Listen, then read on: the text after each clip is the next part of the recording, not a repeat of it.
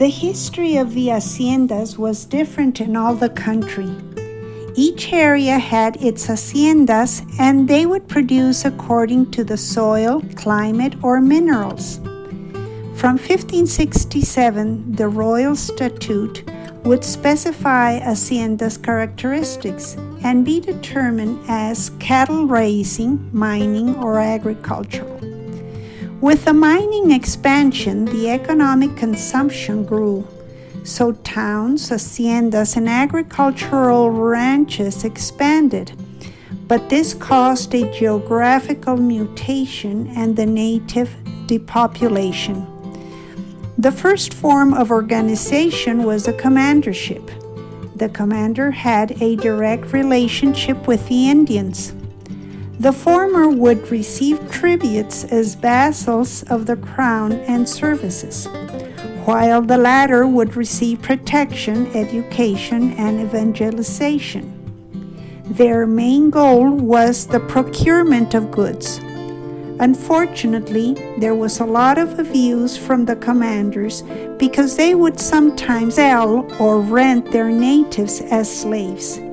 The original native population diminished and more land was available, so this system came in disuse. Spain started bringing African slaves as the main force of work, but the agricultural activities would not have been able to develop without the temporary workers, and these were the natives.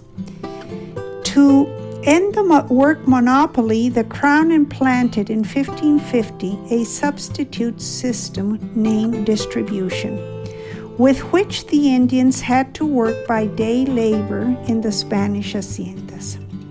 To reinforce that the Indians would pay tribute, the authority determined they should pay it with either money or grain. All this created that the Indians became dependent on the goods produced by the Spanish economy, which brought an increase of productions for them.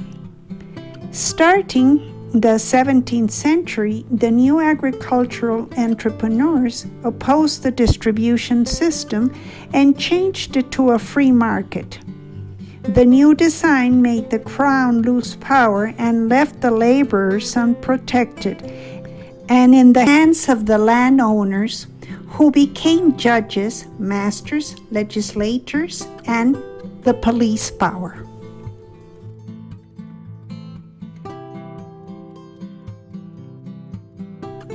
The hacienda was a big building, empty of furniture, no books, nothing to do, so they needed to find ways of having fun. They would get together in a big room.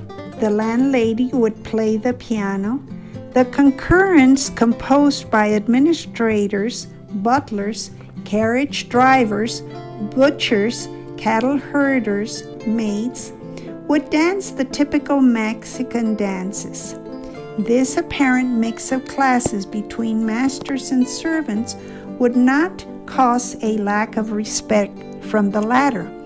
On the contrary, part of their duty was to entertain their masters and their guests.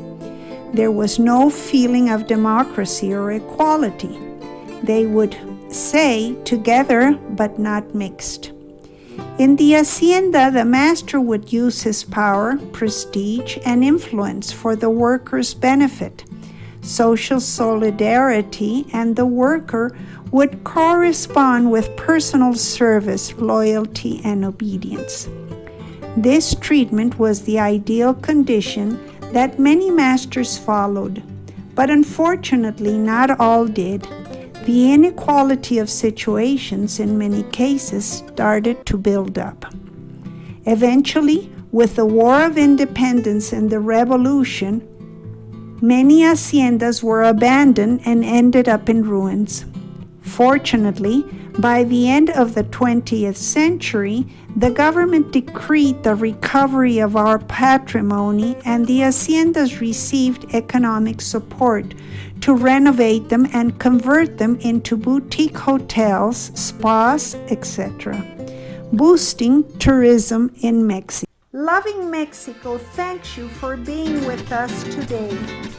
Be sure to subscribe and leave a comment. Continue watching our videos and enjoy loving Mexico.